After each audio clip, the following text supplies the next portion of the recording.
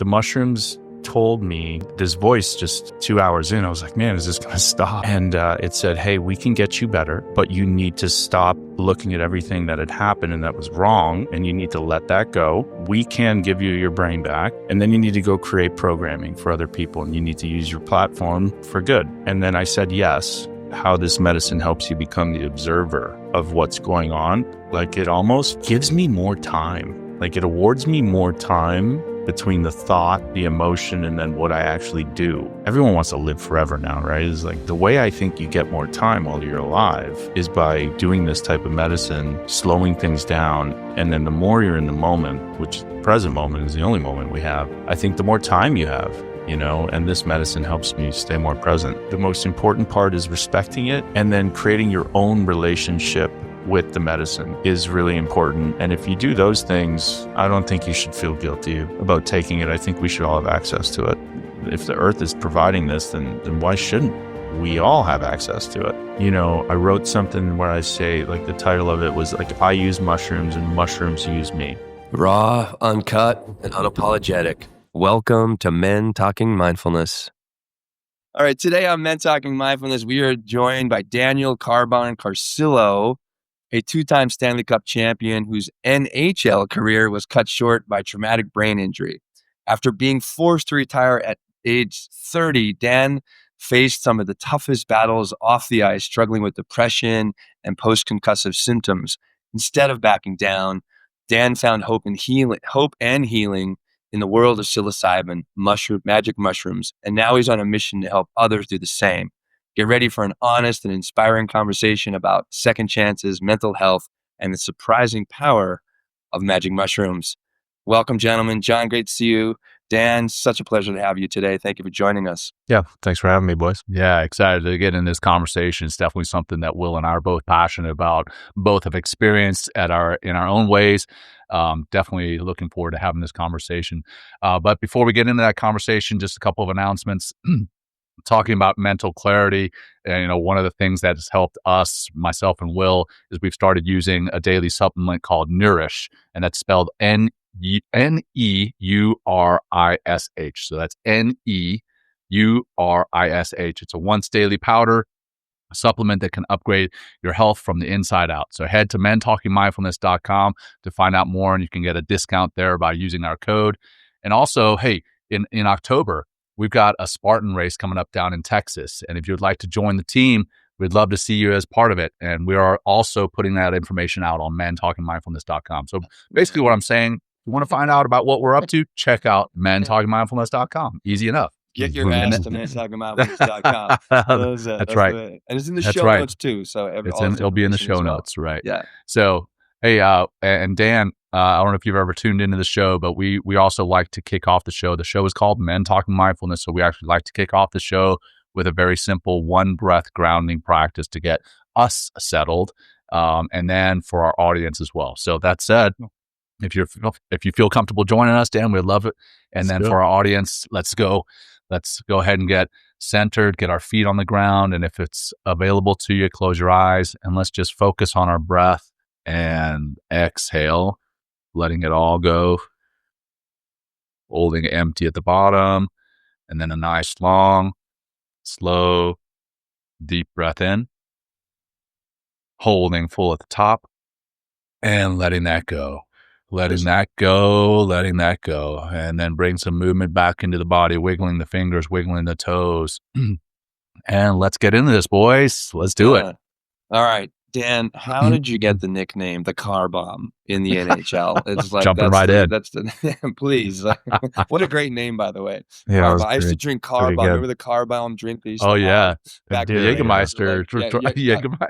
Jägermeister dropped into Guinness. Yeah, exactly. That's the Irish car bomb. Oh yeah, there's so many people in Philly that would try to get me that drink. But it was the summer. It was right after the first year with the Flyers. We were in London, Ontario. We had Barney's outside at a bar, and then one of the guys just, he's like, "We need a nickname for you," and they said "Car Bomb," and it stuck ever since. And it's because of the way I played. Basically my attitude on the ice was, if the team needed a momentum shift or anybody messed around with any of my teammates that didn't fight or, that there just needed to be something that needed to be taken care of, because of someone's actions, then I would go out there and take care of business. Yeah. That's one way of putting it. Yeah. Yeah. Back when I learned the game, it was very much to try to take that will of your opponent away. And you did that through a number of different various tools. And one of them was obviously physical contact. Yeah. Yeah, man. Well, you're known for your aggressive style of play. And I think, what year did you lead the league in penalties? Was it like 2013 or something like that? Which is pretty incredible. Yeah, I think it was my first full year. I led the league in penalty minutes. I was trying to get Schultz's record, but I think I missed 21 games, and still led the league. So back then they counted tens. So, it'd be like at the end of a game and I'd just go tell the ref to fuck off or something like that and just pad the stats. Just for no reason. Yeah. Right.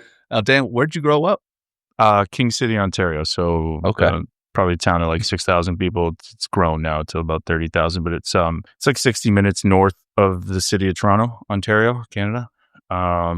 Did you grow up fighting? I mean, off the ice, did you grow up fighting, getting in trouble in school and stuff? Were you an aggressive guy? Not really. No. I'm kind of the opposite of that. That's what you come across as right now. You seem pretty chill. Now, it may have a lot to do with what we're going to be talking about later. Yeah. I mean, no, I've always been like that. I've always kind of been reserved, and I don't say too much unless I'm in like a setting where I'm comfortable and around people that I'm comfortable. Like I can match energy. But I've always been kind of calm. Now, there are things that I take on, and then I do have a bit of a temper, or I did as a kid. Yeah. But we would go to like, rival schools and in high school and fight them, and there'd be fights on the playground and stuff. And we were pretty rough kids, especially compared to what I see, in this neighborhood in Florida with my kids. It's wild how it kind of changes, but everybody knew each other's name. All the parents knew each other. We never locked our doors to the cars, to the house. Like it was that type of neighborhood. Yeah, man. I feel you. I grew up in Louisiana, and for the most part, I like to consider that I was pretty chill. But if somebody, hurt a friend of mine, hurt my brother, whatever the case, maybe even just threatened, then I needed to step in. So I definitely understand how having to ramp up is part of your personality, or can be. So then on the ice, man, you carry that forward on the ice. But then you're forced to retire at 30, and that was because of TBI. And so how many TBIs, concussions did you have playing on the ice? So 7 diagnosed in the NHL. And concussions are important, that can lead to, neurodegenerative disease. And I had a early onset dementia diagnosis, but really it's a lot of the repetitive head trauma too, right? Some people present themselves having this CTE, this neurodegenerative disease that shows up in athletes with a history of this, repetitive concussive events.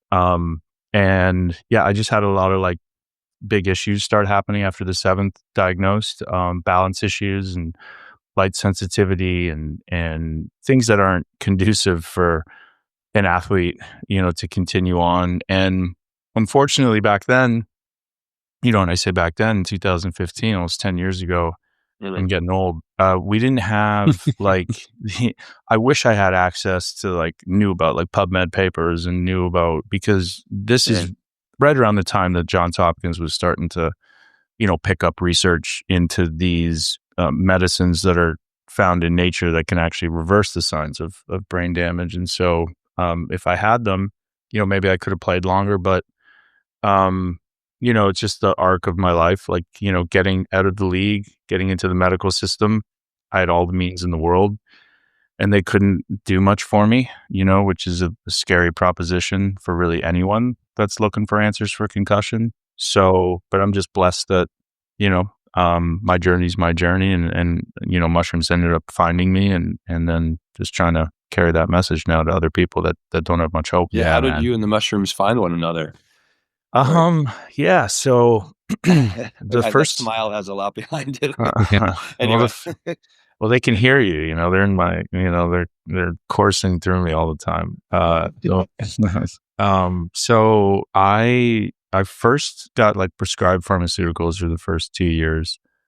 That exacerbated a lot of other symptoms, made things worse.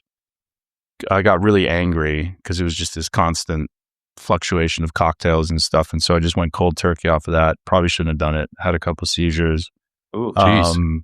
Yeah. And then started to go to like stroke rehabilitation concussion centers, where again, these are like, man, you're paying like $1,500 cash. You feel great when you're there a day, but like, and then when you get home, you try to do the exercises and stuff, but it's just not the same and it's not conducive to living a life with 3 kids, and nobody can go to a clinic and spend that type of money for the rest of their life. So I got to a point where neurologists like just threw their arms up, couldn't really do much more for me. Started to do float tanks, hyperbaric chamber, mox acupuncture, craniosacral, stem cells, hormone replacement therapy, like all of the things available. And, I was starting to manage things, with these like more holistic tools, but it was a study that I saw with a placebo brain and a brain on mushrooms that convinced me that, wow, this, if that's happening while you're on mushrooms, that's what these doctors at these stroke rehabilitation centers said that they could do for me. They could identify the area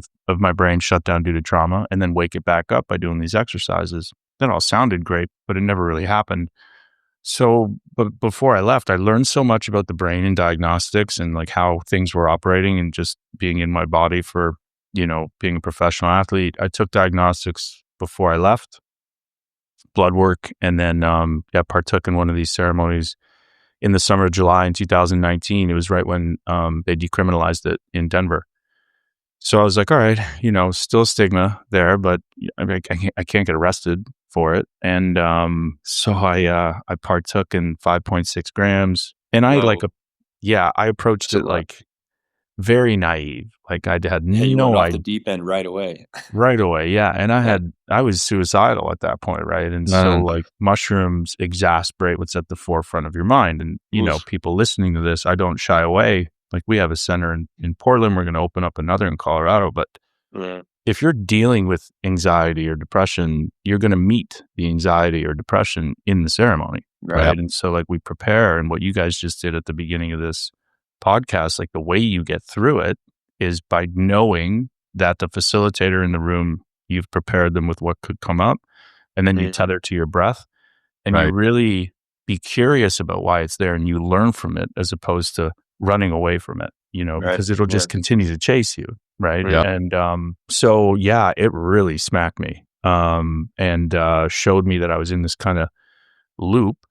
But like in most ceremonies, it was amazing because what happened after 2 hours of just like being stuck in this loop, that I realized in the ceremony, I was creating my own hell. Right. I was stuck in this victimhood mindset. Yes, of course, I had symptoms.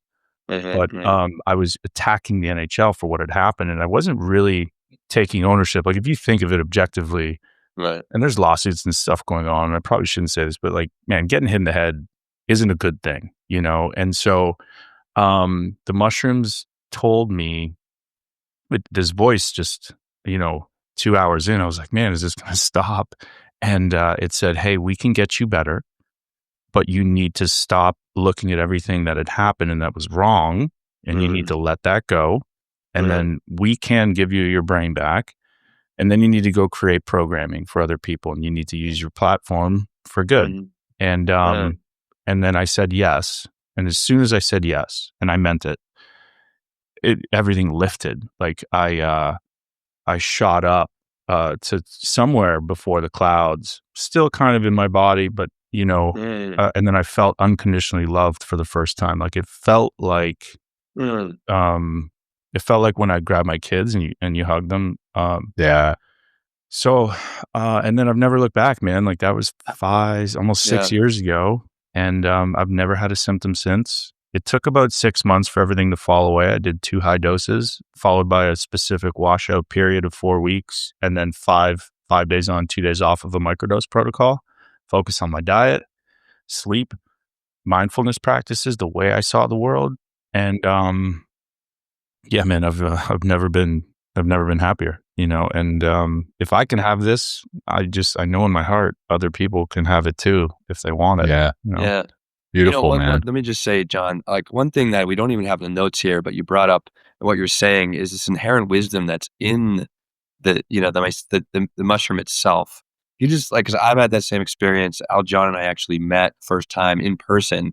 We did a psilocybin ceremony in Costa Rica with the Beckley retreaters. We actually did the Beckley group. Yeah, I know Beckley. Neil's And, awesome. rest in Yeah. peace, Amanda Fielding. She just passed away. Who was one Mhm. of the leaders of that. Oh, really? Yeah. She just passed away like last week. Yeah. Wow. And it God seems bless her. like SciTech, and I think that's Amanda's company, and Atai might be joining forces. So there's a lot of It's a stuff lot. going on. I mean, but Mhm. one thing, Wow. like I've tapped into that wisdom that's in these plant medicines, including psilocybin, and I'm just wondering, like, what can you talk a little bit more about that wisdom? You kind of alluded to it a little bit. Maybe just take a little bit deep dive would be great. Yes. So I typically stay away from talking about this type of stuff because, Perfect. but but like, man, you wouldn't believe. I don't want to confuse people, right? Like, I feel like my following. I have 4 kids, athletes, executive, veterans. They're not too interested in the Malabeads and the shawls and the spirituality type of talk. They're a little bit more interested in like, okay, well, if I have self-doubt and then I come into this, how am I going to be? I'm like, well, you're going to be more confident. But when you do this medicine, like this is my belief, and we can, I believe that you're eating nature, which you're eating God, or like a godlike substance, right? Like, because typically, when people come and present themselves to me, like I was, they're stuck in the logical brain. They're stuck up here, ruminating in thought. Um, and what this medicine does is, because it attaches to the receptors in your belly, and it makes you more instinctive. So it allows you to get out of your head and more into like your intuition, into this feeling that I believe is connected to this unseen force, energy, frequency, whatever you want to call it, source. People say divine, God. I don't know. You can call it whatever you want. But the reason I continue to use this medicine is because when I get stressed and fearful and anxious and all of the things that a parent of 4 and an entrepreneur has to deal with in life, I know I'm getting away and I'm getting too stuck in this logical brain, which is continuing to scan for all the things wrong that could kill us. That's how we evolved. Then when I eat this medicine and it helps me solve a problem, or just simply to get more into this connection with nature, which I believe we're born out of the world. I don't believe we're born in.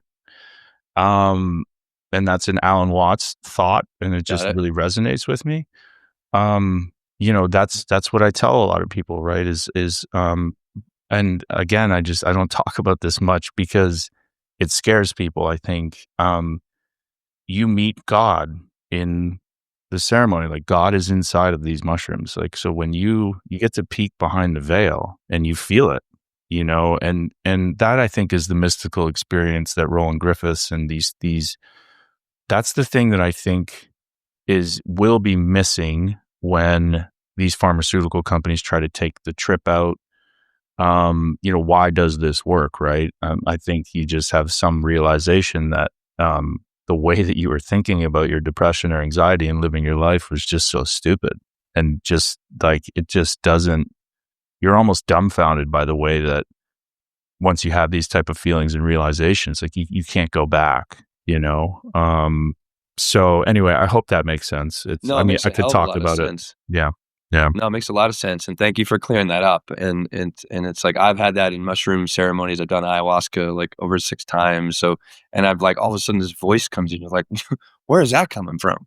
And it's almost like you talked about like this feeling, this incredible for the first time in your life, this incredible loving experience, like almost being hugged by by Mother Nature, if you will, and really being taken care of. I really felt like I was being guided and kind of shown and like really it's almost like you really presented the truth of your nature. And then it's like, and then using the plant medicine, having a guide with you to help you move you through that experience, right? And release from the resistance that like, oh, I should be doing this. This life is this, instead of fall in to life, and with that big hug that kind of comes from a high dose like this, Yeah. and realizing like everything's gonna be okay. I Yeah. just need to relax and stop pushing. Yeah. And like what you're talking about is, I think in order to live fully, right, we have to die a little bit. And so like what we're talking about here is like, okay, I'm going to go into this experience. I know I'm somebody different than the person that you see. There's this physical body that everyone identifies me with. And then there's the person that I think I am behind my eyes. And that's different for Will and Jon. And we each have that own view. And those are two different things to me. In some of these ceremonies, and what we ask people when we prepare them is like, okay, are you comfortable leaving your body behind or are you not? Do you want to stay? Do you want to put a foot on the ground, right? If you can. And so that helps us with dosage, with understanding where these people are. And what you typically see is when people are really, really suffering from like complex PTSD and they've just had the shit kicked out of them and they're just so ready and tired and they need the reset. Those people typically pick, I need to kill this view of myself off. And then they always come back with these kind of realizations that you're talking about, right, Will, which is like, there's definitely like, if everything's energy and then I have this consciousness, I'm using this body, it makes you realize that everything really is like interconnected and you may live forever, because even when you leave your body, you still know, like when I did my ayahuasca ceremony and I saw my grandparents and we had the discussion, like they were there, like their consciousness was there. I could identify, even though they didn't have their bodies, so like that was just a really cool feeling and confirmation, because I've always had this myopic, like very strange view of death. And so that's what I took into it, right? The ayahuasca ceremony where I was like, all right, show me where I go, so that I can not be so overbearing with my kids and I can just let go, and walk around with a little bit of more confidence, a little bit more knowledge,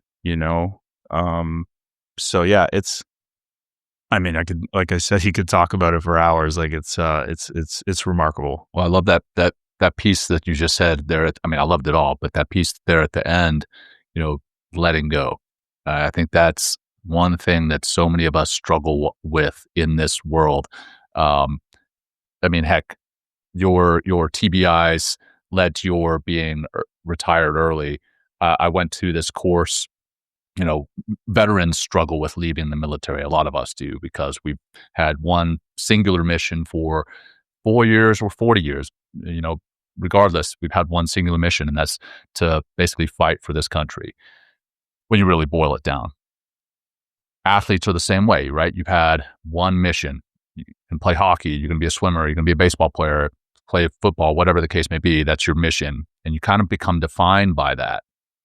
And I went through this course at Dartmouth, the business school, at their business school called Tuck. The program is called Tuck Next Step. I don't know if you're familiar with it at all, Dan, but Familiar with Dartmouth. Went to a school visit. Yeah, they used to. Oh yeah, it's awesome, man. Really good hockey team. So this course, it's 10-day long crash course on business, and believe me, I'm going somewhere here with this. Just bear with me. No, I want to make sure. I wanted to make a note. I want to make a note on. Yeah.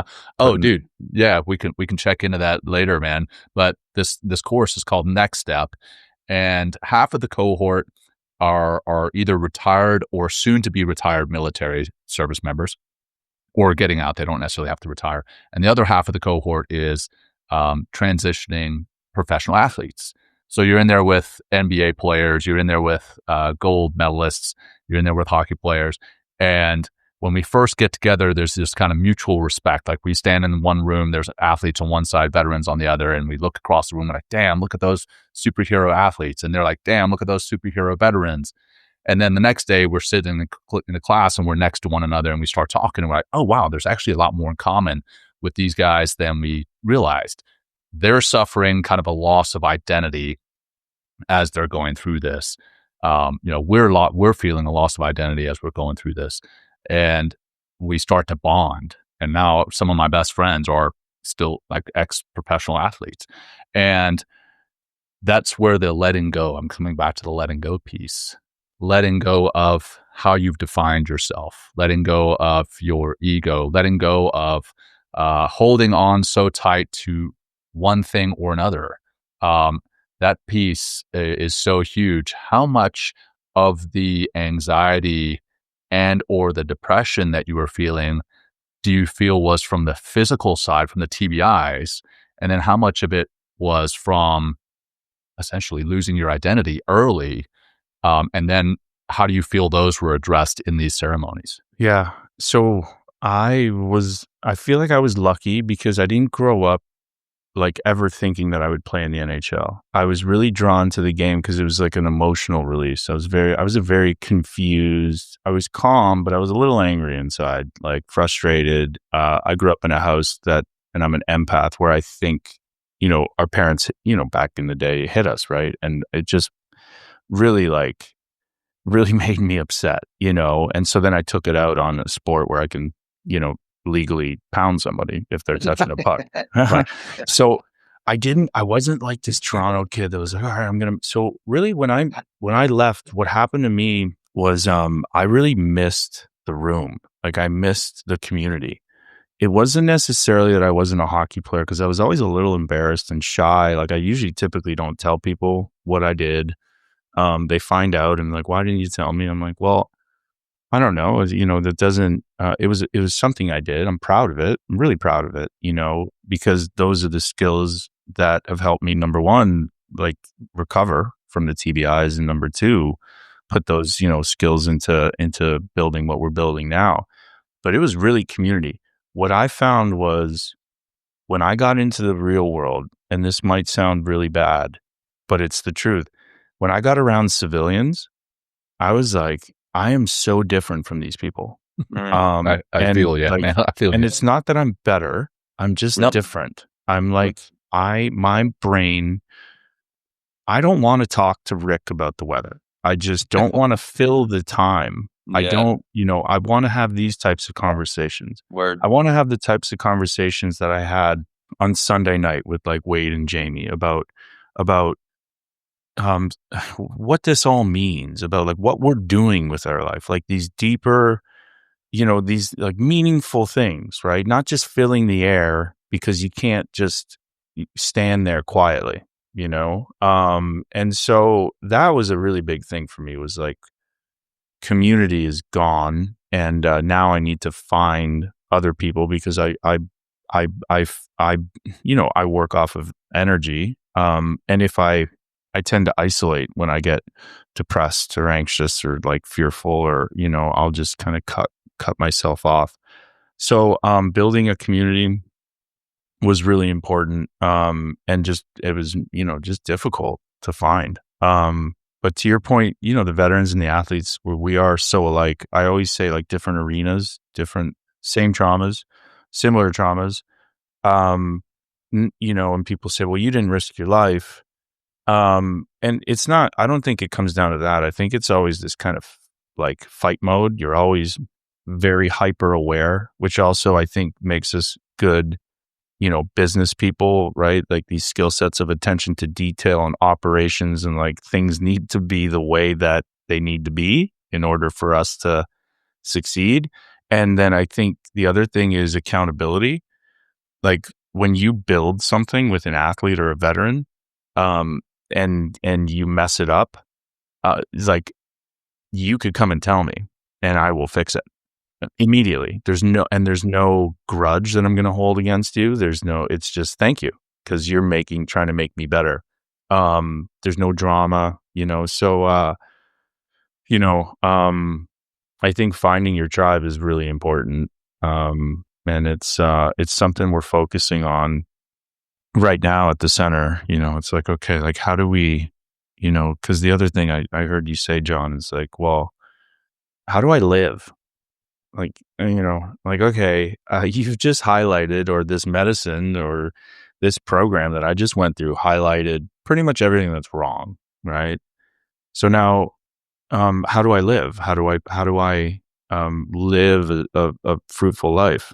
And can you show me? And then not only can you show me, I'll do something for a week. How do I do it for like 30 days? And then when I slip, who's going to be there to pick me up?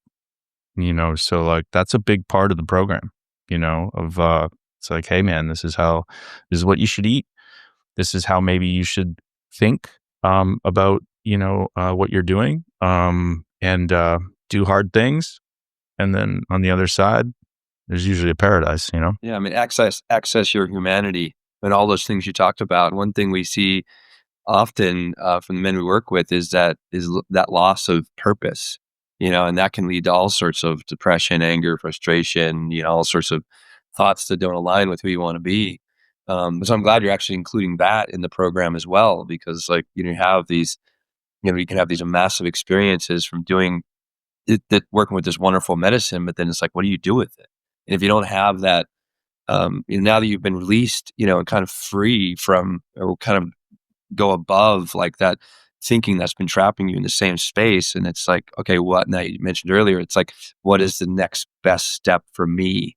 And when you really begin to find that path, the life really starts to make a hell of a lot more sense. And you're really connecting with the divine intelligence, of your life, and being with source, living source, instead of just accessing source through the medicine, which is wonderful. Yeah. And what you're talking about, Will, is like, I think is really important. I find that there's this gap between like, okay, you've had this medicine, right? You feel maybe godlike or divine, and it's like, Yeah. Okay, motherfucker. Well, what are you going to do with your life? Like, Exactly. it's like, dude, nobody in this industry is talking about how hard it is to change your life. Like Yeah. the grit, the determination, Yeah. like the discipline it takes to like see it through. Yes, have the realizations for sure. Right. Right. And it's like, do you, and language matters, right? So like in my mind, I'm still trying to work this thing out. It's like, all right, is tough love still love?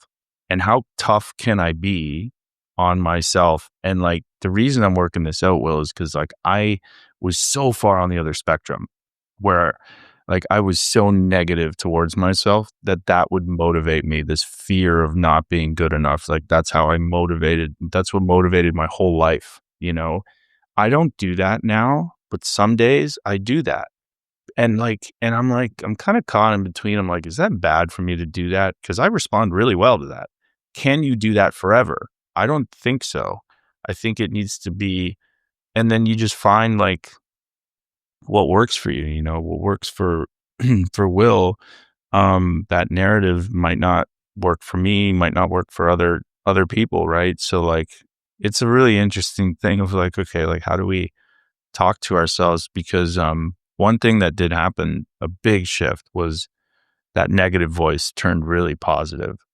But I find it was amazing. But then I find myself, I'm like, if I'm too positive all the time, I don't know, a big piece of me worries that then I'll lose the work ethic, or I'll lose the drive, or I'll lose the dog, or but I will say, like, being in that, I call it like the gratitude mindset. I'd much rather be like, hey man, my life's pretty amazing. Like, and I got so lucky. I'm so lucky that all my kids are healthy, and I'd rather be there than be like, okay, well, what's wrong with the business today, or what do we have to? Oh, I got to get on this call with this person, or I got to go to Poland, and I'm like, man, 9 hours God with 4 forbid. kids, like, yeah, it's like, but my mind's like, oh my god, 9 hours, 4 kids, like this is gonna be fucking awful, and then there's parts of it that probably will, but like, and been there before, and I don't like the food, but my mind will just recite all this stuff.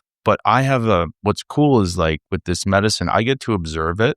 That's just the way my mind is, just because of like, dude, I've lived in that for like decades, way longer than 6 years of being in this new kind of.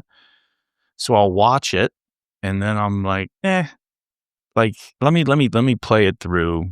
This is how it's going to go. Wife's going to be pissed. Kids are probably not going to have a good, like, and then I'm like, no, like, let's do it a little bit differently. because I went to Poland 5 days after I won the Stanley Cup, and I was rattled. I was like, dude, I don't want to be here. Like, and, so this time's going to be a little bit different, even though there's a big part of me that is like, dude, your butt should be in the chair. You got these new businesses. So I'll have this discussion with myself. And then I always come out, especially if I'm close to the mushrooms, like I microdosed today, and the mushrooms just help you, like, dude, like, stay in the present moment.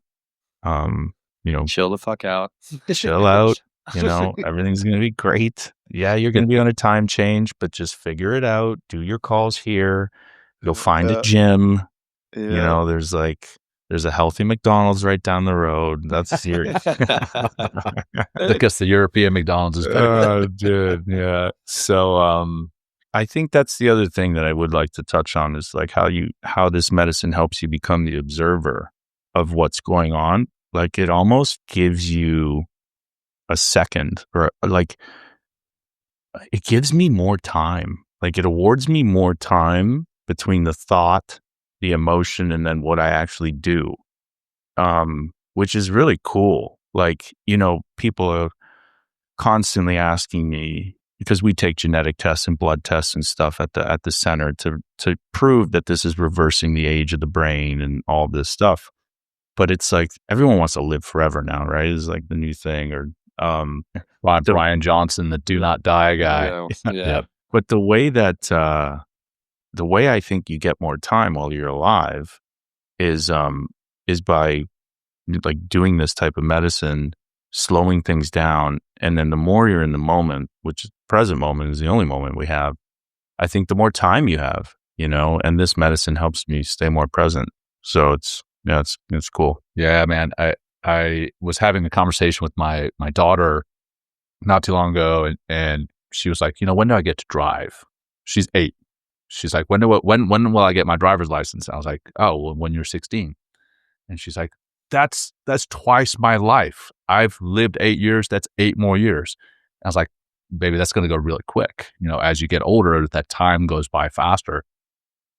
And I've always thought that it was because, 8 years relative to an 8-year-old, that's 100% of their life. 8 years relative to an 80-year-old, that's just a little blink of an eye. But I also think it has to do with how much time as an adult we're living in the future or living in the past and not taking that present moment, taking advantage of that present moment, appreciating and showing gratitude for that present moment. And because of that, it goes so much faster.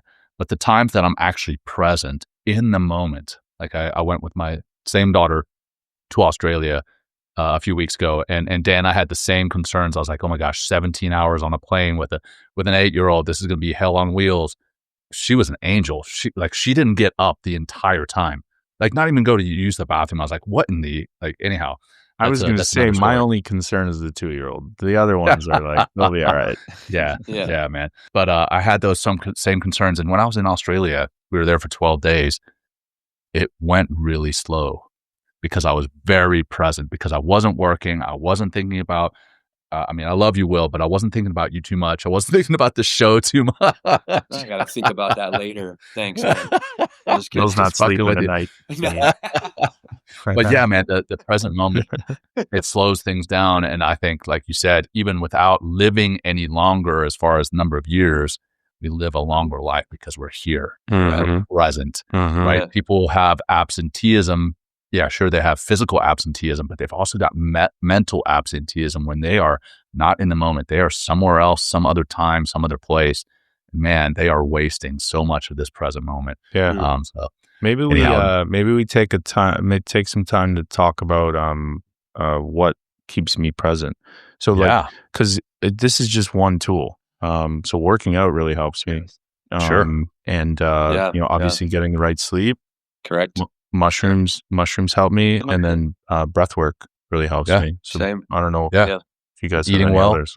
Eating well, we man. talk about that quite a bit on the show, but those, you have to. I literally 2-3 hours ago, I just led a workshop here in Colorado in Durango with a bunch of doctors and executives and CEOs of this hospital, the surgical hospital. And that's like, I talk about the experience of, you are a triangle, and you're in the middle of this triangle of mind, body, and breath. And it's like, what do you need to do to honor your body? Feed it, hydrate it, sleep well. What do you need to honor your mind? Like maybe let go of social media, or like kind of let go of things that cause stress. And what is like the greatest equalizer of all those things is your breathing. Get to know your breath, create a relationship to your breathing so you can get present, so you can really activate your body from the inside out, have your brain working for you instead of against you, have your body like really fresh and ready to go and take on whatever's coming at you through that day. And it's so incredibly important. And that's one thing we always talk about on the show. It's like, you need to honor your body. It needs a certain amount of exercise every day. Talk about sleep, hydration, healthy food is very good. What are you putting into your mind, and how are you continually finding a relationship to your breath? And maybe like you're saying, like, taking some time and going to like a breath class, really getting in touch with that and really feel, the power of your breathing. And then, on your own, creating your own little practice where, just taking even just 5 minutes or go into a longer breath session and just begin to feel what it's like for the breath to activate you from the inside out, and then having this tremendous amount of clarity. And you can, again, you're just kind of, like you said earlier, like really objectifying the experience instead of being so attached to the way you want things to be. Instead, you're just like step away. And you're always like, if you're only looking in one direction, like that's the solution. Oh my God, I got to go over there. What is if you're so connected to just your ego, and your mind is just so connected to there's only one way that this can be answered or something like that. What are the other 10,000 opportunities that you're missing that's already in the field if you just step back and detach a little bit, stay calm, stay connected? And just another thing, coming back to almost, the divine thing, is just trust that things will arrive on time. And it might not be now, but just live the question itself, like locked rooms or like books that are written in a very foreign tongue, says Rilke. Just trust and just keep going and keep honoring your body and your mind, and just keep taking that next step. And like, and connect as well, connect to connect to other human beings, which can help you forward onto that path. Yeah. So I call those, like being present enough to see like the God winks, like Jon, as soon as you came on, like even just Colorado Springs and Dartmouth is another one. It's like those things. I'm like, all right, I'm in the right place, the right time. I love and that you said that. I feel the world the same way. It's like when you do the thing a couple times, it's like, oh wait, I'm in the right place, or like I think I need to listen a little bit more, A little just kind of closer. wait for the third sign, if you will, or something like that. And then you gotta like, so yes, like listen, realize, but then execute. It's like, okay, well, wait a minute. Maybe there is something going on in Colorado Springs. Maybe I need to look there. Maybe I need to, re-engage with 2 individuals that I spoke to earlier this week to see like, what the hell's going on, so, and then what you were talking about like, the deep belly breaths is like, that's another tool to use to become the observer, to like gain that little time between a thought reacting, or between, okay, here comes my wife. I could tell she's pissed. She's going to say something that's likely going to, and then I have a decision to like engage or try to, disengage, so you just get a little bit of time, a little bit more time. So yeah, all of these tools are great. And what's cool about it is, everything that you just described, this like intuition, and then all of these things for me keep going back to the belly, right? Which is like also, what I plan on trying to do is finish this book in Poland, but like trying to, logically put onto paper what we spoke about before, which is like helping people trying to get out of their own head and more into that openness, whether it's their heart or their belly, to let go a little bit, to slow things down, and observe a little bit more, I think is really important. You mentioned the center a couple times, and this will be tied back to the medicine. What is the center? You mentioned even potentially looking in Colorado for another branch of it or something.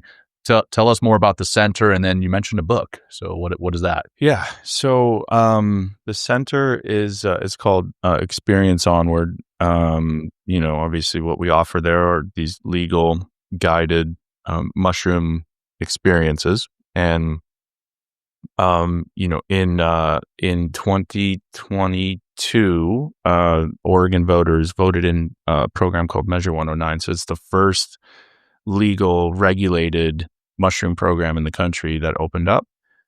We have a service center, so there's 4 licenses, facilitator licenses. Those are like sitters or therapists that know how to hold space for these individuals, and they also prepare them and then integrate these lessons learned. And then there's a manufacturing license, a testing license, and then our service center license that we have. So we're able to legally purchase and administer these mushrooms and then create the proper environment for somebody to have this positive experience. So we're one of 9 facilities. We're the largest in the United States. It's 4,600 square feet. Thank you. Wow. Thank you. Yeah, it's 10 private breakout rooms. So we like to do groups, and then if people need to, find their own space. And what's cool about this life is, you kind of go through the arcs and the ups and the downs, and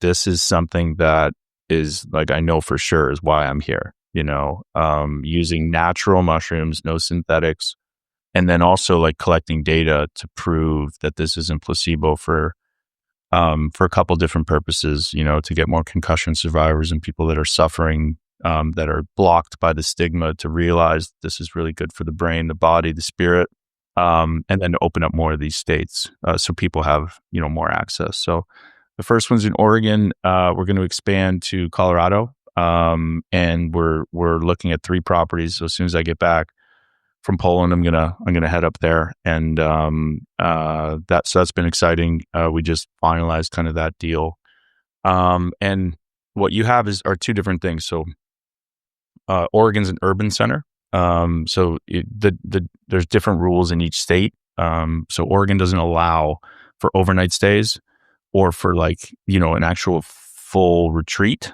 right? So it's a little bit disjointed, and Colorado does. Take it a step further. Colorado, I can have float tanks. I can have a high heat sauna. I can have cold exposure. I can have all of these other wellness tools. Whereas Oregon, you can only offer mushroom services in the facility. You can't have any other tools. And then in Colorado, I could have diagnostics. So it's there's a commercial kitchen, nature excursions on the property. It's like a true retreat space. So Oregon urban, Colorado long stay, on the property retreat space. So yeah, we're really, really excited about, and then you have, increasing accessibility is really important. So you have lower price points for the urban. And then we also partnered with Enthea, which is a specialty network that actually partners with employers and offers insurance reimbursement for this treatment, which is big. And then we work with No Fallen Heroes, Matthew Wiz Buckley, and a couple different veteran organizations. We've done a few athlete veteran retreats. We just recently did a 8-person cohort, UFC fighters, some boxers. We took QEEG, blood work, genetic testing, gut microbiome, and all of that. All of that data is being mined right now, so we'll be able to talk about it a little bit more towards the end of this month. So veterans are a big focus, executives, curious beginners, and just trying to get people access to this as much as possible. Right on, man. Where are you looking in Colorado? So I want to stay around Denver Metro. Yeah. For sure. Right. Whole airport. Yeah. Well, it's very nuanced too. Like Chase, Bank of America, if they know you're working with a Schedule I, they're not going to give you any lending, right? So you have to be a little bit strategic in the sense of I know that there's going to be a lot of urban spaces opening because they're smaller and, people aren't necessarily raising capital, and definitely haven't been operating in Oregon. But, I think that our retreat space can obviously be a wellness place, a hub. And then it can also be, which is something that Oregon's missing, is this place to go to after a medicine experience. Say you go to an urban center and then you want to just integrate. The people can come to our center, eat really good food, do the gym. Like, again, it all goes back to what I truly believe is like, but yes, give somebody an experience, but show them how to live for a couple days, right? Give them a program to leave with. And so yeah, that's Experience Onward. We'll God willing, we'll be the first multi-state operator here in the next 3 or 4 months. Man, congrats! I'll definitely be visiting that wherever it ends up in or around John the Denver area. Do another ceremony together. Oh yeah, you man. know what I would love to do? What I'd love to do is get your community there, and maybe we put on like a 3 to 5 day workshop. And yes, there can be medicine, high, low doses. Like, the cool thing about Colorado is like it doesn't have to be these like just these blasted therapeutic doses. You know what I'm saying? So we can got a bunch of Navy SEALs. They're going to put on a couple corporate retreats and do it, John. Yeah, man. Yeah. I mean, that's my community right there. The SEAL community. Yeah, exactly. We can really pull a lot of people into that. I mean, cool. Especially, we'll talk offline. Well, I mean, speaking of that and bringing people into these centers and stuff like that, I'm sure there's a lot of resistance to doing this kind of medicine. Like, how do you address those concerns and the trepidation that people have, like, to taking psychedelics? You know what I mean? It's like, it's just I have to laugh, and I got to inject here before Dan answers, because I retired out of the SEAL teams in 2020, and I moved to Colorado. And I remember sitting down for coffee, like within the first week of being here. And this guy who had retired a few months before me was like, "Oh man, I just got back from doing this ayahuasca retreat in Costa Rica." And I was like, what? I had no idea. And he told me, he's like, "Yeah, it's a psychedelic." I was like, "Whoa, man, you're doing drugs?" Yeah, exactly. And then within like the next year, I was taking it myself. Right. So there's a lot of people who have this perception. I just got to add to your question, Will, that hey, we're just going out there to do drugs and have a good time, but it's not that. It's not that. So sorry, I just wanted to lay a little bit more context before you answer, Dan. Yeah, no, I mean, that's the stigma, right? That's associated with some of these medicines. And typically, so when people reach out, they're already hurting, right? This isn't a first line of defense. This is a last line of defense for people, right? It's like, I've tried everything else. I've seen this either from, a podcast or Huberman or Rogan or whoever they've listened to, or a friend of mine went and he's really doing a lot better. So I'm curious. So typically what I'll do is I'll read the individual, and if they need a little bit more convincing, then I'll pull up a deck that basically has all of the research encompassed in it, especially for how good it is for the brain. So I'll pull up the fMRI of, placebo brain on psilocybin. They'll see all the brain connections on the right-hand side, and they'll correlate that with hopefully, my story or other stories of how this gets concussion survivors' brain back online, I'll show them the 130 plus FDA approved clinical trials for over 50 indications. Indications means anxiety, depression, PTSD. I'll point them towards the 150 peer reviewed studies done by Johns Hopkins since 2006, and, talk to them about the FDA breakthrough therapy designation. So the clinical trials works hand in hand with how we've been able to open these states up and convince voters as well as lawmakers that this could be safe and efficacious for a lot of people. So I think it just really depends. You kind of meet people where they are. I get on these kind of free discovery calls with them, and I listen to how they came to me, what they've been dealing with, if they have any questions about the process or how things work, if they have any questions about like what actually happens in the medicine journey.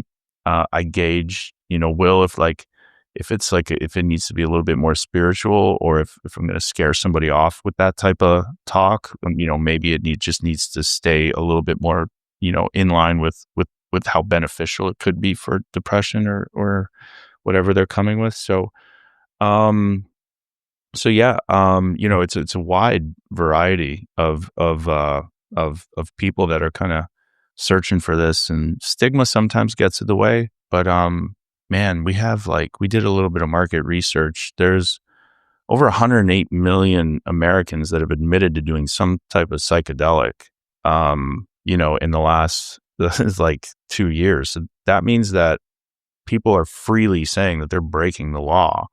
So, maybe double that number, and maybe 50% of Americans have actually done, a mind altering substance. So, there's a lot of interest for sure. Yeah, the conversation has changed dramatically. I think Yeah. since COVID, like people sat home and been like, what the fuck am I doing with my life? It's just like, how am I going to get out of this thing? And then and you're hearing so much more and more about these plant medicines. It's like, oh, maybe I'll try it, because it's not such a stigmatism anymore. It's not like I'm taking drugs. It's like, no, I'm actually trying to, access and advance more of my consciousness and live a happier and healthier life. That too. And then people are like, and people are like, okay, we've done 10,000 treatments. There's 10,000 people plus that have gone through Oregon. And like, it's incredible. One of the things that Robin Card Harris and I were like advocating when we offered our stories, we're like, we need to collect data, like just do something. And they didn't, so imagine if there was like just a couple questions about, how this has improved your life, or the mystical experience scale, or maybe some pre and post blood work.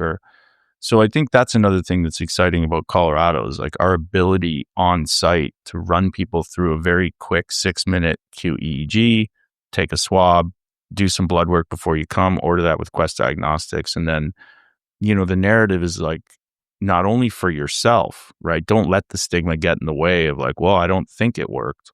Well, let's take some diagnostics to show you that it did, and then to show other people in an effort, John, to have more SEALs, get past that stigma. It could save lives, so I think that's it has. Yeah. So that's a big thing that we're doing, I think, is a little bit different than other centers, which is collecting that data, I think it's really important. We have a very data-driven society too, and it actually puts people's mind at ease when they say like, "Oh, you have the science there. It's not just some sort of wild, hippie thing." And it really speaks to them. It's crazy that we don't listen to people. It's wild that I have to like do it this way. Trust me, like I would rather like people sit there and like look at my before and afters, or John, you tell your story and like and have them listen. It's like we just can't. I don't know. It's a weird thing. We can't. It's very ingrained. I think I agree. I think in today's society, we're always looking at facts and figures, and we're reading so much that the right side of our brain becomes more developed than the left side, and the left side is where that heart and that creativity, that compassion lies. But then when you tap into these medicines and you tap into these practices, then you start developing both sides of the brain, and then you do start to be able to listen. But for right now, I was that way when I had a counselor recommend mindfulness and meditation. I laughed in his face until he was able to show me the data behind it. I'm like, no, man, I need to see why it works. Show me, explain this. Explain me the data. Show me the data. Show me the physiological science. And then I was like, okay, I'll try it. So I get it. But now since then, I've been, practicing for 8 years or so. I definitely have gotten into the other side. I've gotten not only into the other side of my brain, but I've gotten more into my heart. So now I can listen more, right? But we've also kind of switching subjects here, or staying along the same subjects of the medicine, but just kind of switching aspects of it. You mentioned jumping right in and going 5.6, right? Hero's dose right off the bat. For our listeners, I think I did 4. We did 3.5 in Beckley. I think it was like 3.5, and then you went up to like 3.5. Oh, well, whatever it was. Did they test? Yeah. Did they ever test? Like, did they know how much psilocybin content was in it for you guys? I don't know if they tested it, but they said how many, but I don't know if they tested like just in grams. Yeah. Yeah, it was just in grams. Yeah. So, for those not familiar with this, like what is the hero's dose? What are you doing when you say micro dose? Like we all three know what that is, right. But Whatever. Yeah. So let's break it down. Let's start with I never put anything in my body that I don't know has not been tested. So for a number of different reasons, not necessarily additives, but that's important to look at. But mainly, like I want to know how much psilocybin, psilocin, Norbeo or baeocystin, those 4 major kind of alkaloids, tryptamines, let's just use psilocybin. So that's the most active part of the mushroom. That's what's been proven synthetically in all these trials. So they just strip the most psychoactive part of the mushroom out synthetically, and that's what's been given in Johns Hopkins trials, et cetera. Now, they use milligram amounts, so they don't use grams. When we talk about going to these retreats, we're using grams, okay? So 25 milligrams in these clinical trials of synthetic psilocybin is the equivalent of 2.5 grams of mushrooms, assuming, here's the important part, assuming that that mushroom is 10% psilocybin content. Okay, so that's why you have to test it. A lot of the retreats will use strains like, these are weird names, but penis envy. One of my favorites. Seriously though, Yep. it's good. Yeah. It's really It's good. very visual. It's very visual. Yeah. But typically that's 4% content. Okay. Okay. So the reason I'm breaking this down is like, you can now start to see, now I'm sure it worked, right? But like in our program, and then when I take my microdoses, I test the mushroom to make sure that I know how much psilocybin content is in there. So then I know how much to like measure out. And then I also know how much we're giving our clients, right? So I will typically suggest to the growers my own line of strains. So there's penis envy, there's albino, there's like golden teacher, there's like all these very common mushrooms. And then there's ones that a lot of people haven't heard about, like blue magnolia, purple mystics. These are much higher. These are the 10% kind of content. The reason I like those is mushrooms are heavy. They have this kind of chitin, this wall that needs to be broken down by our belly. And this might be too much information, but No, man, I'm fascinated. I didn't know all this. yeah. So, taking less of a gram amount with a higher psilocybin content will help people the next day not be as foggy, right? So like, and then different strains do different things. Like you take purple mystics, you go outside at night. It's almost like ayahuasca, where they take it to go hunt. You can like kind of see at night. It's really, so it works on, if people are coming with a brain injury, it's really good because that eye brain axis is typically off, if you see that. So you can start, what I'm getting to here is like having your own mushroom strain, because we're using full spectrum mushrooms. You can start pairing that with individuals that are presenting themselves a certain way. Penis envy is very visual, so it's also great for concussion survivors because most of the damage that has been done with NFL, NHL guys is frontal lobe. So, and because we know it's visual, it's working on that frontal lobe. And then we use a strain in the center that's high in norbeo and baeocystin because it's an anxiolytic. So, you want to give that to somebody that is maybe a sexual abuse survivor, or somebody with like some heavy complex PTSD. You don't just want to blast them with just psilocybin. You want to look for a strain that has this kind of anxiolytic property. So it's a little bit of an easier ramp up. So that's dosage. So typically we'll just assume that if you see in these studies that they were given 10 milligrams of synthetic psilocybin, then assume that that's 1 gram of a mushroom, a dried mushroom, with 10% content. So 10 milligrams would be in that mushroom. And then, when we talk about like a microdose will be, so if you're in that 1 gram level, you could probably still go to a concert and have a good time, Yeah. It's fun. Yeah. I've done that. Yeah. You good fucking time. Here's some of the music I've never heard before. I'm like, no doubt, it's dude. not good. Anyway, There's levels. There's levels to it. It's not necessary. And you go by the beach, like I wouldn't consider a gram like a drop-in therapeutic dose. Now you start getting above a gram, depending on the mushroom and depending on how skilled you are at controlling your own mind and breath and all these factor in. You're starting to teeter around that level of like, don't leave the house. Okay. Like, cause then you don't want to put yourself in these overstimulating situations on too many mushrooms. That's the bad trip. There's really no such thing as the bad trip. It's just, you didn't manage the dosage and the setting. the environment that you did it in. And then, but you start getting up 10% content, gram and a half, sit your ass down on the couch, and then put some music on and enjoy, just be curious and just lay back. Now, typically all of the clinical trials that have been done, and if you have 10%, like 2.5 grams, again, weight has to be factored in. Your metabolic state, your metabolism needs to be factored in. But typically we always start at 2.5 grams of 10% content or 25 milligrams for a therapeutic dose. You're getting in there right away, but other things matter, right? So now it's coming like full circle back to why I think these medicines are, connected to this silent observer or source or God. We always get people to fast. So anytime you're taking mushrooms, if you are in a fasted state, you are going to feel it more.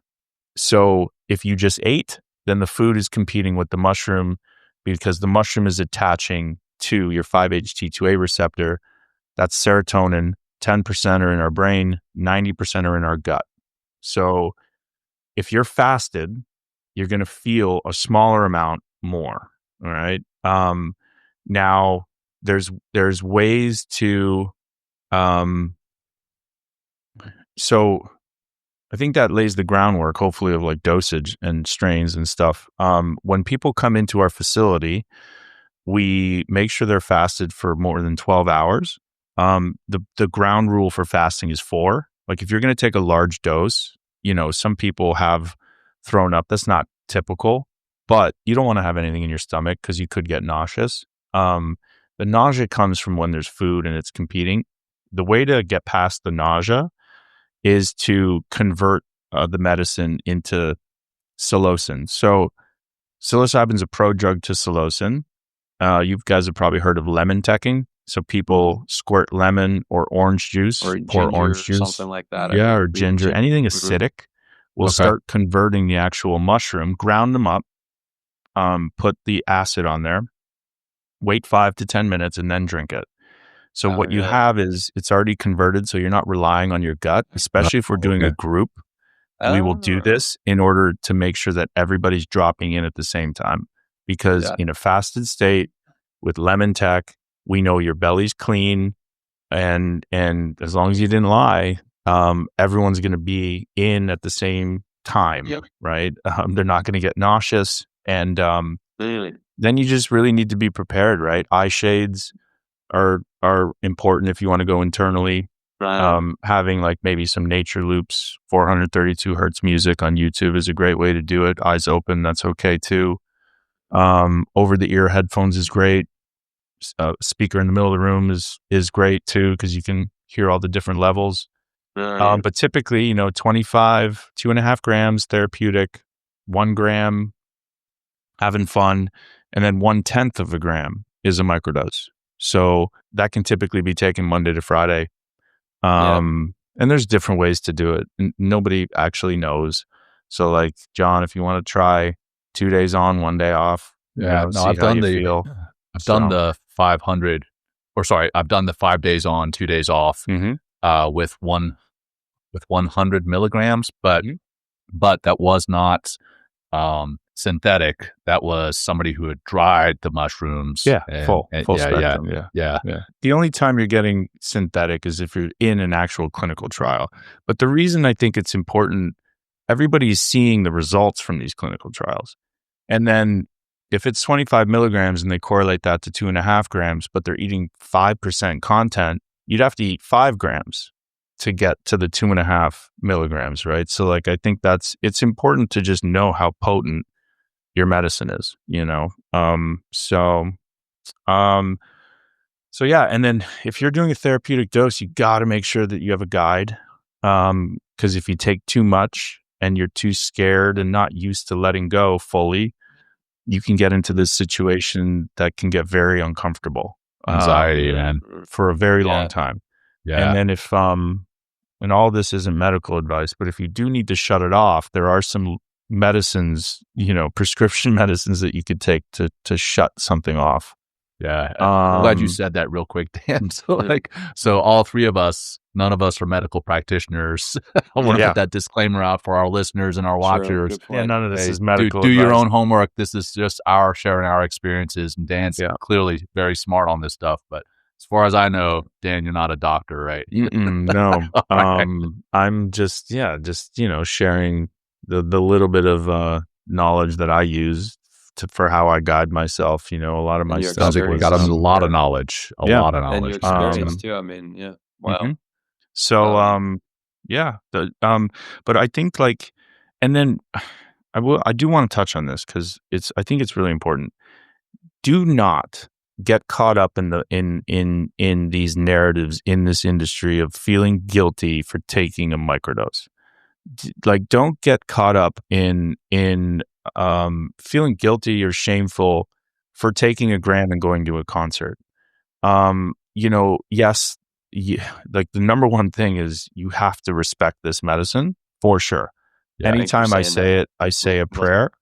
But also I also think it's okay to take the medicine and not take it in just a therapeutic setting and just have a good time. Some people take mushrooms to drink less. Some people take them instead of drinking. Some people take them because they want to be more focused and sharper at work and they want to work better. Some people take them just simply as a supplement because they want to flush neuroinflammation. I really do think the most important part is respecting it and then creating your own relationship with the medicine is really important. And if you do those things, I don't think you should feel guilty about taking it. I think we should all have access to it. Agreed. And I've been there. I've been there where I did microdose for a while. I'm like, I'm not telling anybody that I'm doing this. I'm no way. Cause there is that, again, that stigma, and some misconceptions about it, but I've gotten better. I've definitely gotten better. I mean, there's no fucking guilt in taking Adderall or something, right? You know what I mean? Yeah. No guilt in that. Yeah. A doctor. Actually that thing I did today or just a couple hours earlier, I just wanted to get out of my own way, and I took 200 milligrams of psilocybin, full spectrum. Didn't feel the effects, but I know I just wanted to be more alive, be more active, and really bring people into this conversation. And it was the nerves were there for the first 10 minutes. And then all of a sudden, I think I became more alive and I was able to kind of wake up more of the room because of the energy that I was kind of bringing forth. And not necessarily because of the microdose, but I just know it just keeps me out of all that, the negative thought loop sometimes that I can just really bash myself with. And it just turned out to be a really great experience for people. And I don't know how much of that has to do with the microdose itself, but I know it definitely is. I don't necessarily feel in an altered state at all. I just feel more clear. I'm able to be more grounded. I'm able to kind of listen and then access and speak from that internal tuition as well. And that's when you're really living from, and I think it also helps me to get deeper into just being an authentic individual and just not giving a fuck about what it looks like, only living in service to the moment and to the people that I'm serving. And it just turned out to be, I feel like I could say it, I really hit a home run with this little 2-hour nugget that I had. Nice, and dude. How much of the dose helped? I don't know, but you know what? It doesn't fucking matter. And here I am saying it to everybody out there. It's I microdose when I get talks, It's not all the time. Yeah, I think, I'm going to take one on the flight tomorrow before the flight, for sure. And it'll probably be a bigger one. Because number one, I'm going to work. And when I do take it, I have more access to I'm more creative. I have better access to language. I can problem solve better. And then I'll just be more patient around my kids. And again, I don't think using mushrooms that grow freely everywhere here in Florida, that I should ever feel guilty about it just because, I understand I'm not Native American and I'm not, a certain nationality, but I still think, I come at it from, if the earth is providing this, then why shouldn't we all have access to it? And who are we to say that it should just be a therapeutic setting? I really don't agree with those types of narratives. Yeah, if it makes you better, do it. I also know what makes me better, man. It's like I exercise. It's not just one thing. Great. That's right. It's a huge part of my life for sure. And then I wrote something where I say, like, the title of it was like, I use mushrooms and mushrooms use me. So, like, are mushrooms alive if we don't eat them? And like, if they make me a better person, don't they want to be eaten? Like, and don't they want to like feel alive? And don't they want to like Appreciated? Yeah, Right. like, if like this conversation, because I microdosed today and you did too, and someone's going to hear the message and give them confidence to improve their life. Fuck yeah. Like, I love you. Thank you for it's saying that. fucking awesome, man. So again, unapologetically, just like, I think just be yourself. They do make you so much more confident to tell the truth, and if that's the case, man, I think everyone should try it, Yeah. I agree. Yeah. So, I think for it would most be a better people. place. maybe not everyone, but Yeah. yeah. Well, with that, what do you hope to see in the future regarding psilocybin treatment?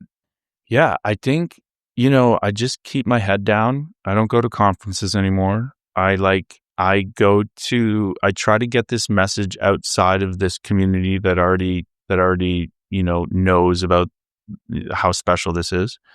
And I'd love to see more. I'd love to just continue to, I just need to be healthy enough and in the right frame of mind to be able to do a couple different things, problem solve on how to get around actually talking about this without getting shadow banned by Meta and all the Googles.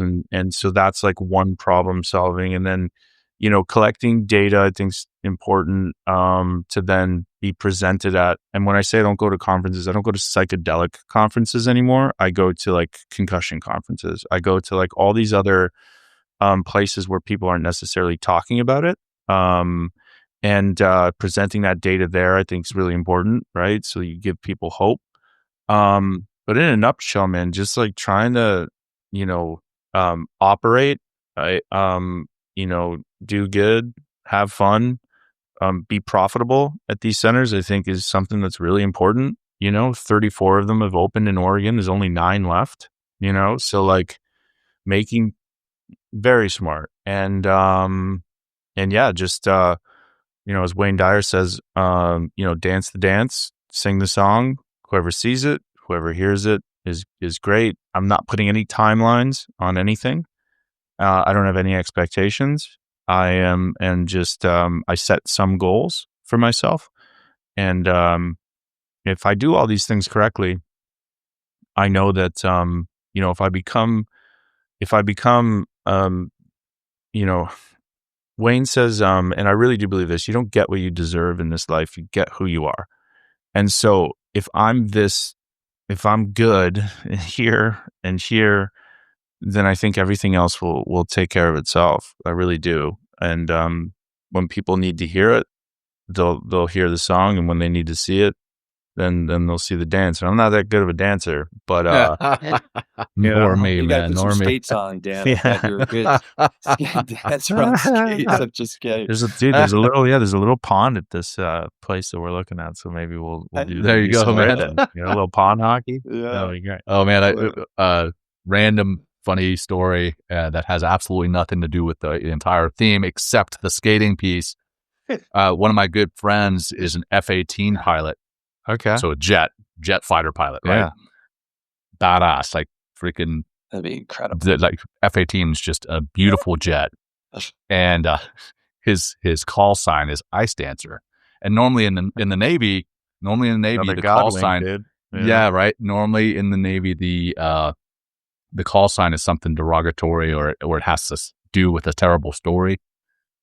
He was an ice dancer, literally growing up. That's what he did. He was an ice dancer, and that's it. That was his call sign. We gotta set him up with. I work with No Fallen Heroes, Matthew Wisbuckley. He's a Top Gun graduate. Oh, yeah? F-18. Yeah, man, we got to set these two guys up. So he and I making work notes off closely to the together side.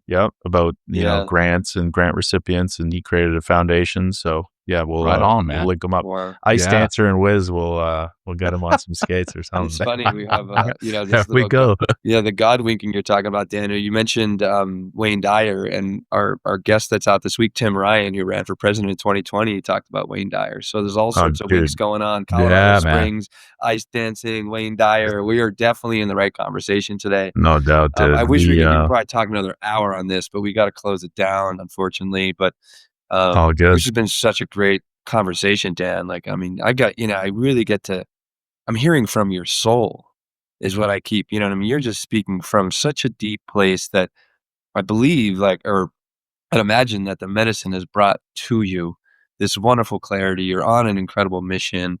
And thank you for bringing more of this work and more of this medicine to the world. And we'll definitely take you up on, getting our community together and running a retreat. kidding me? Fuck yeah. Definitely. Fuck yeah, dude. Let's do it. We're going to definitely Let's do do it. it. And John, anything to close? Like, No, man. I've loved this conversation. I thought I knew a good bit about psilocybin coming in, but I've learned so much more. So very, very interested in talking more down the road, whether it's on the show or just in person when you come to Colorado, man. Maybe I'll drive up to Denver and visit.